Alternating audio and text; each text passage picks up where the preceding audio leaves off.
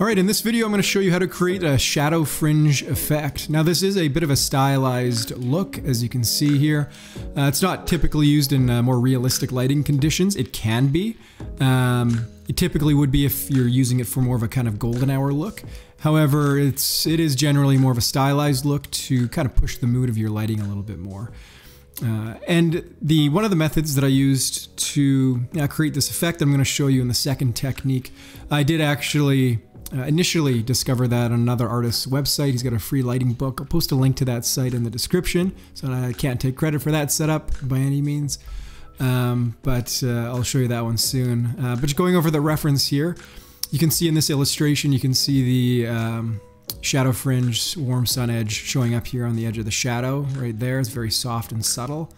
And that is the name of the game. You can see it being tested here. It's over here. You can see it in the Secret Life of Pets here, right on the edges of the shadows there. See it here. This artist is testing it. You can see a before and after kind of thing. Here it is without it, with it. You can see the effect it's having there. And then you can see it here too. Now this is like more of a earlier afternoon sun direction, but they are still using that type of effect. Again, that just kind of pushes the mood, creates a bit more of a stylistic look. Here, you don't see it as much. The overall shadow is more of a kind of just blue color. And that's just selling that kind of golden hour feeling within this fall kind of painting here. And you can also kind of achieve that effect using one of the methods that I'm going to show you. So we can quickly touch on that as well. And then you can see some colors being kind of integrated into the shadows here as the light would be bouncing off of these objects. And they might vary in color depending on the surface that the shadows are falling on as well. And I will post a link again to all of these sites where I found these reference images that discuss more in depth how these are used. You can see it here in the painting as well. But now I'm going to jump into Blender. So first of all, you'll see in my rendered view over here in my top left panel, you'll see the effect coming across on these three spheres that I've placed within my scene. Now I just have the shadows, the shadow fringe, this blue, red, and green, just to kind of sell the effect and to show you how much you can kind of customize it using this method. Naturally speaking, it's not really the most realistic looking compared to the alternative method that I will show you next. Not necessarily. You can make it look pretty decent if you put some effort into it, but it does give you a lot of customization, which is nice. So now just to go into the setup with this guy here selected, you'll see that I've this shadow fringe group here in between the principled BSDF, the pre-existing material that would have otherwise been there.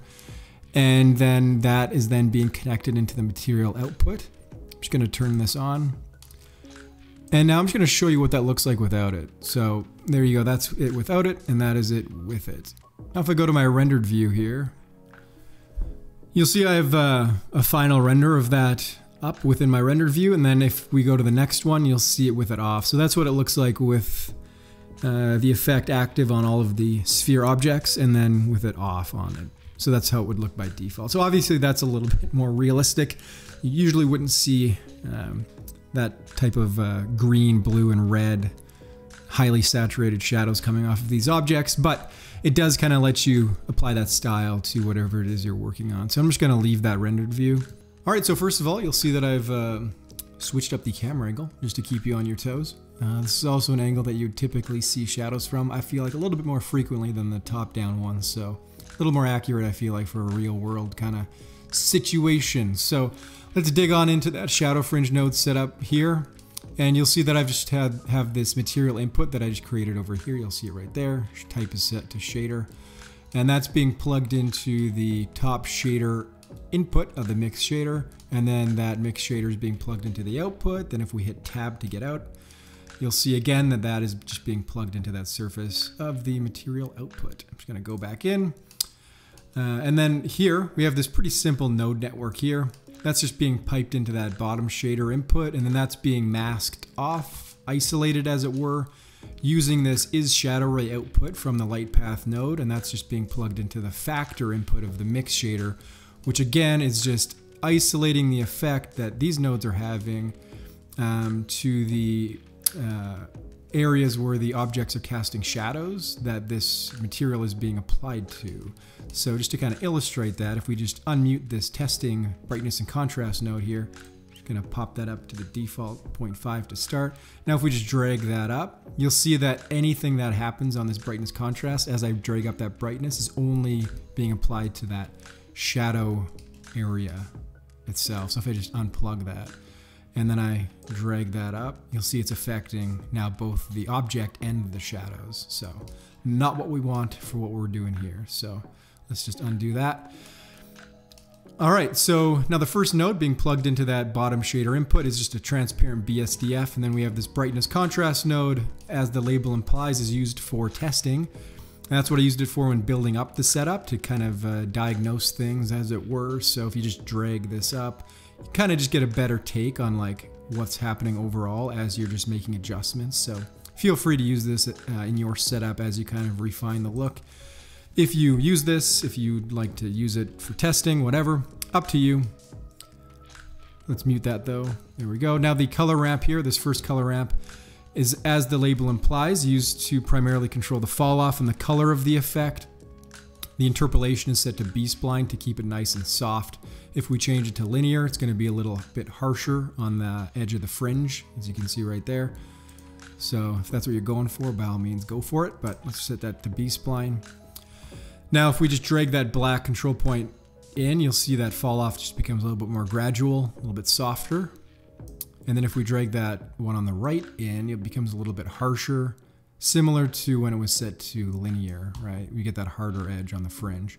So let's undo that. And then as you can tell, I'm sure you guessed, this colored control point that I have set to blue is what would control the color of the fringe effect. So you can set it to any color you'd like. So you can make it green, yellow, orange, red, pink, blue, purple, any color you want. So again, maximum control, the nice part of this method here. I'm just gonna undo that. Now what you can also do if you wanna get real crazy, make some room here, and then you can click this plus button, add another control point on the gradient. You can change this to something like, oh, I don't know, let's go with purple. And then let's just drag this in a little bit more, drag that in more. And now we have like a multicolored fringe shadow effect going on here. So I don't know what situation you would use this in, to be honest, but hey, if you want something real kind of stylized, maybe it's more of a cartoony kind of look, this might work for you. Who knows? So let's undo that. There we go. Now this second color ramp is used, as it says here, to primarily just control the overall distance of the fringe effect. I'm just going to drag that up back to where it was a little bit. And so if we drag in this black control point, it'll almost just eliminate it. It'll just cut that distance out to the point where it's like nothing and it's not really having much of a visible effect. And now the shadow looks almost normal, just a little bit darker than it would usually be. And then if we drag in this white control point, it just kind of cuts down the distance inside so that it has more of an effect. Basically, you'll see that fringe just take up more of the space of the shadow as you drag it in, and it gets closer and closer to the object, right? So there you go. Now that is kind of like that one reference image that we saw at the beginning in PureRef, that painting where the shadows are all blue, right? However, you wouldn't want to just do this entirely. You might want to do this a little bit, but you would also want to just to kind of keep it a little bit more subtle, because you don't want that harsh kind of cutoff where the dark shadow is and then it transitions to the blue shadow. It's just not pleasing to the eye.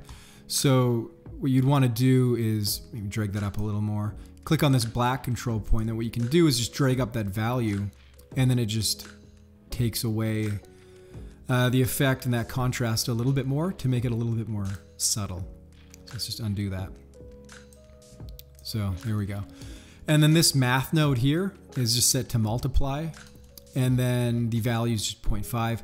Now if you drag that up or drag it down, it's effectively having the same result as dragging these control points, right, like up and down or out or in.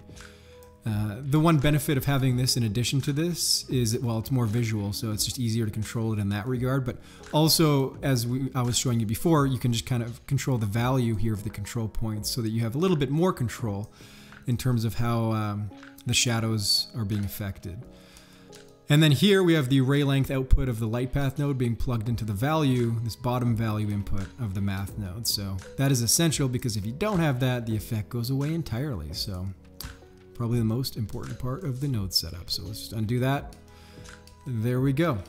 All right, so that is the material method for creating the Shadow Fringe effect using that node setup. Now, if you'd like to create that yourself, feel free to just go through step by step, creating the node setup as I just showed you how it was done myself. Alternatively, you can go to my Gumroad. I'll have a download of a script there for free, and you can use that if you'd like to create the node setup. It's just basically a one-button solution. It'll create everything for you. So you would just download a zip file, then you would go edit, preferences, add-ons, install, navigate to that zip file, install it, and then check off the checkbox there. You could search for it. It's called Shadow Fringe. Turn it on. Once you turn it on, it'll bring up this Shadow Fringe tab in your viewport in the end menu. And so if you just hit N on your keyboard, it'll just pop that out, and then you can see it there if you don't see those tabs. And then it'll bring up this Shadow Fringe menu.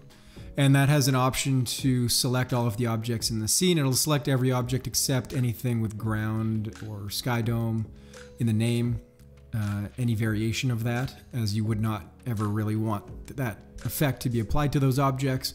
It also doesn't select any objects with a volume scatter plugged into the volume, because you wouldn't want it to be assigned to any objects with volumetrics like that either. It would ruin things.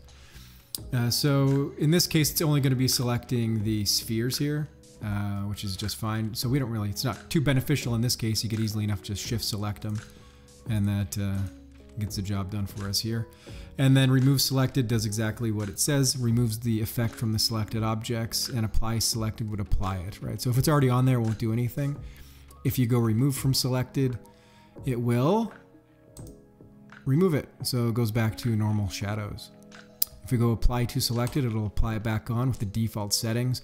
The fringe is looking a little bit red. I'll probably change the default look there to be a little bit more yellow to start off with, kind of desaturated yellow, but regardless, you see what that button does there. It just applies it right in, plugs in that group node right where it's supposed to go.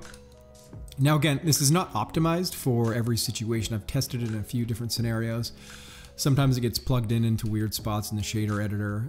Sometimes the color ramps get connected into each other, like the connections get messed up.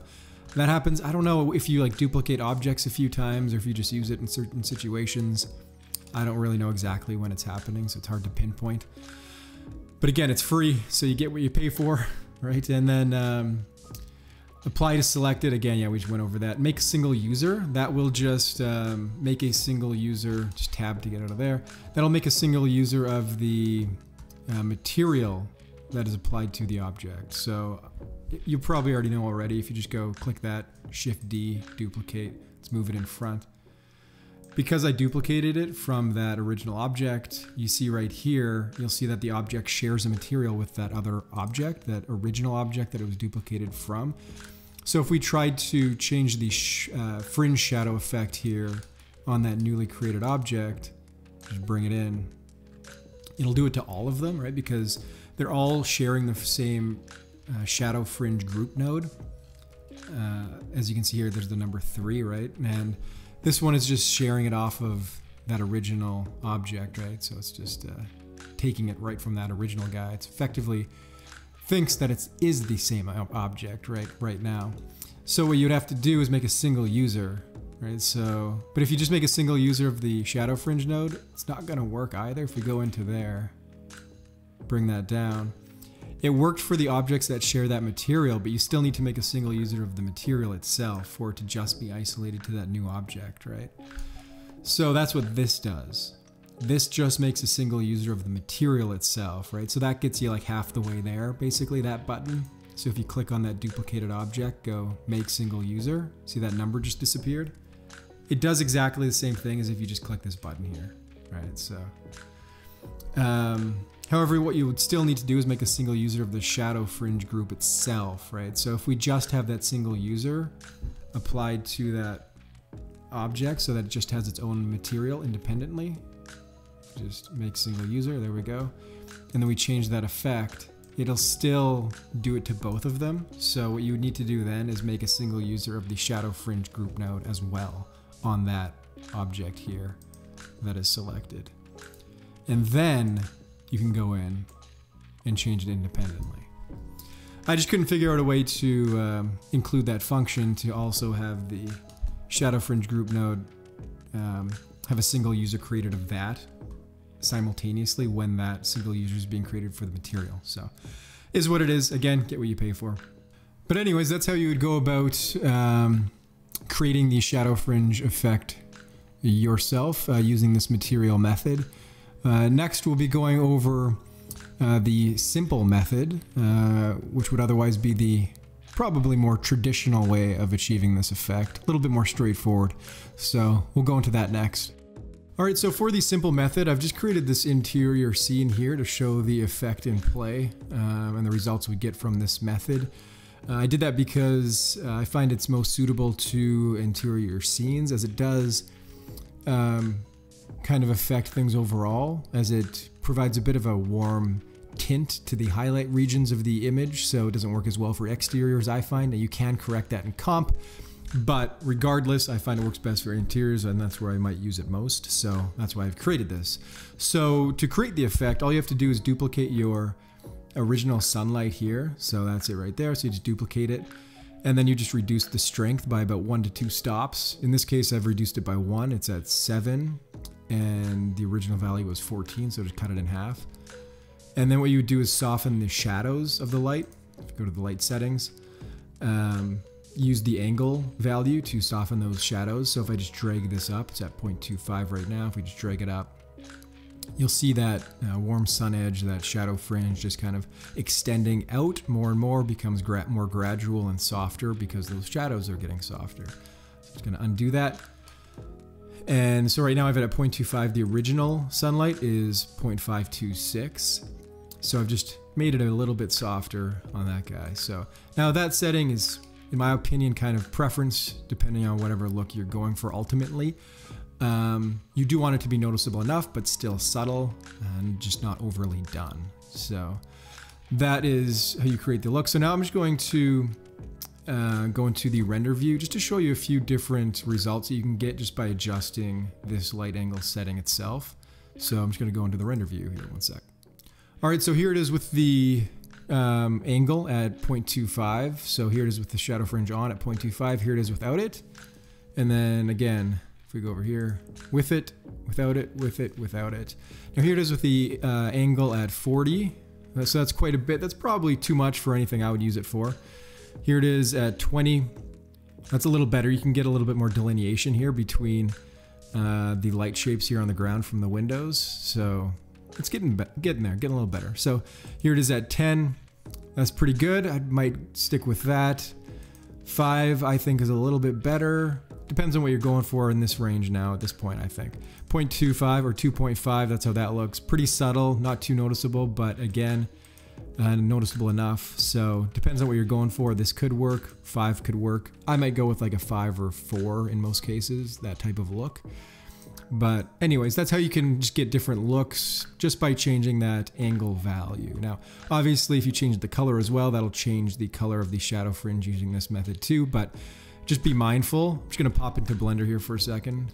If you change the color of the light as well, if we change this from like, if we start pushing a little bit of blue into it, it'll change those highlight colors as well. So you do have to be kind of mindful of that. Now we do start to see that come into effect in the shadow fringe though, but again, you want to be cautious because you are going to be changing your highlight areas as well when you do that. I'm just going to undo that. There we go. I'm going to pop into the render view again.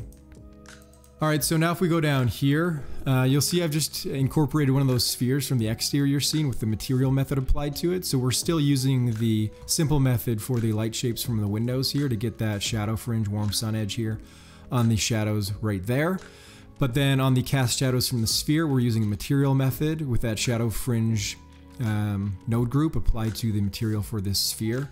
And just to illustrate it a little bit more effectively, I've just again increased that saturation to that highly saturated red color so that you can see clearly that we're using the two different methods here within this result. And then in this one, again, it's the same method. I've just changed the color of the color ramp here. on this material just to be a bit warmer. Might be a little bit too yellow, but that's just to give you the idea of how much control you can have if you kind of integrate the two methods. Obviously, you might not be using a sphere here, but for whatever object you might be using, you can apply that material method to it while still using this other method at the same time. Alternatively, you can just remove the material method. If you'd like to go that approach, it might be simpler, probably would be, if that works. And then all of the objects within your scene, whether they're in the highlights, where they're receiving direct light from the sun, or otherwise, they would be just receiving this simple method approach, which, hey, keeps it simple, so why not? So I'm just gonna go back into Blender now. All right, so I'm gonna go over to this other scene that I have here, which is part of my startup file. If you haven't seen my startup file video, feel free again to go to that one. The link is in the description for this video. I just go over why and how I created this scene here. So you'll see here now, in this version of my studio scene, I have that Shadow Fringe effect in play where you can see it affecting the shadows from this sphere. I'm using the material method approach. As you can see, that Shadow Fringe node group is applied to the material. And so again, same thing applies. You can move your light around. That Shadow Fringe will just follow the shadow, of course. And then if we click on that sphere again, you can go in here per usual and just adjust the color to whatever you'd like. Blue, green, red, whatever floats your boat on that one. And yeah, so this just shows you how you can use this method as well in a kind of photography studio setting where you're using something like area lights to affect your subject, your objects within the scene. So it works in this situation as well. And yeah, and then you can use this menu here, still works within this type of scenario. So if you just click on the remove from selected, it'll just remove it entirely. Now it doesn't have the shadow fringe at all. Go apply to selected and it'll pop it back. Again, it does do weird things sometimes. I was just having a thing happen where I would remove it and then apply it. I think it happens after you maybe duplicate objects in certain scenarios. It'll apply the shadow fringe node in the proper place and make the proper connections, but it'll move it into some wonky position and create an extra principled BSDF. I'm trying to fix it. If I can before I upload it to Gumroad, I will. Full disclosure, I did use ChatGPT to help me script it. It's been a while since I've done coding, so that is part of the reason, I'm sure, why it's a little bit buggy. But regardless, it's free. Again, you get what you pay for. So anyways, that is how you can achieve the shadow fringe effect using those two methods within Blender. I'm sure there's other methods out there. If you know of any good ones, feel free to let me know. If you have any tips on maybe optimizing this here script or add-on, feel free to let me know in the comments. But anyways, if you enjoyed the video or got something useful out of it, feel free to like it and subscribe, and I will see you in the next one. Have a good one. Bye.